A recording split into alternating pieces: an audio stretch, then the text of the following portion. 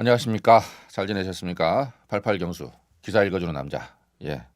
오늘 여러분에게 읽어드릴 기사는 경향신문 4월 15일자 2019년 4월 15일자 경향신문에 실린 기사입니다. 다시 기어갈 수 있어서 다행이다. 다시 기어갈 수 있어서 다행이다. 오은 시인입니다. 시인 오은님의 글입니다. 이 기사는 지인분이 이 기사를 좀 읽어달라고 부탁을 해서 기사를 읽어드립니다. 읽어드리겠습니다. 세월호 참사가 일어난 지 꼭 5년이 흘렀다.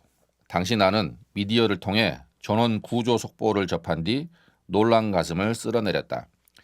사고가 나자마자 재빨리 대처해 승객을 구해내는 그런 나라에 산다는 사실에 우쭐한 사람도 있었을 것이다. 그러나 해당 뉴스가 오보였다는 사실을 알고 우리의 낯빛은 점점 어두워졌다. 전원이 구조되었다가 수백 명에 이르는 사람이 순식간에 실종자 상태가 되었다. 사는 곳과 상관없이 우리는 한동안 팽목항에 마음을 보냈다. 당시 대한민국에 만연한 감정은 무엇이었을까? 그것을 단순히 슬픔이라는 단어로 통칭하기는 어려울 것 같다. 이는 오히려 비탄이나 통탄에 더 가까웠던 것 같다. 시간이 흐르면서 슬픔은 점점 더 구체화되었다. 놀람은 어처구니 없으므로 무기력은 분노로 바뀌었다. 비탄은 어이없음을 동반한다는 점에서 슬픔과 다르다. 아직까지 비탄이 가시지 않은 데는 제대로 된 수사가 이루어지지 않았다는 점도 한몫하고 있다.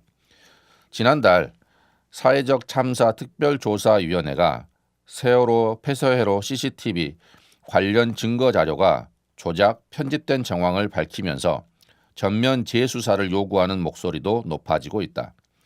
세월호 참사 특별수사단 설치를 촉구하는 움직임도 활발하다. 안산에 있는 4.16 기억저장소에서 유가족들은 아직도 울고 있다. 참사 당시와 진상규명 투쟁을 할 때보다 기억할 수 있는 시간이 늘어났으니 애써 억눌러 왔던 감정이 폭발하기도 할 것이다. 무엇보다 상실감은 해결될 수 있는 성질의 것이 아니다. 그것은 늘 사람의 속에 있다가 느닷없이 사람을 무력화시키기 때문이다. 길 가다 거센 바람이 불 때, 현관의 센서 등이 갑자기 켜질 때, 무슨 징조처럼 나뭇잎 한 장이 손바닥 위에 떨어질 때 소중한 일을 잃은 사람은 망연해진다. 그러므로 어떤 감정 앞에서는 지겹다고 말하면 안 된다. 슬픔이나 괴로움 앞에서 우리는 상대의 말에 귀 기울여야 한다. 이는 사람이기 때문에 해야 하는 일이자 사람이라서 할 수 있는 일이다. 감정은 보통 시간이 흐르면서 옅어지지만 반대로 밀도가 높아지기도 한다. 한없이 빽빽해져서 그 감정 이외의 다른 감정을 일상에 불러들일 의욕을 잃게 만든다. 코미디를 보며 웃기도 하고 벚꽃이 흩날리는 장면을 신기하게 바라보기도 하겠지만 그마저도 어느 순간 더 큰 슬픔이 된다. 내가 웃었다는 사실 때문에 어떤 것에 신기해했다는 사실 때문에 괴로움이 배가 되는 것이다. 지난 주말 영화 생일을 보았다. 생일 시를 읽는 후반부 장면에서 관객들은 너나 없이 울었다. 생일 시는 마치 옆에서 조곤조곤 들려주는 이야기 같다가 어느 순간에는 애간장을 저미는 편지 같았다. 이 시는 실제로 정혜신 이명수 씨 부부가 기획한 세월호 유가족 생일 모임에서 낭독되었는데 생일 시들은 한때 묶여 엄마 나야 2015년도 난다 출판사라는 책으로 출간되기도 했다. 시들은 학생의 육성을 통해 생생하게 전개되는데 이는 이 책의 저자가 시인이 아닌 34명의 단원고 아이들이기 때문이기도 하다. 기억은 힘이 세다. 기억 때문에 우리는 좌절한다. 아무리 애써도 기억은 쉬 지워지지 않기 때문이다. 좋지 않은 기억은 잊으려고 애쓰면 애쓸수록 더욱 선명해져서 섣불리 내일을 기대하지 못하게 만든다. 동시에 그 기억이라도 남아있어서 살아갈 최소한의 힘을 얻기도 한다.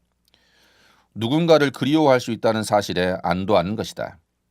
남은 자는 끊임없이 기억하면서 과거의 자리에 미래를 포기한다.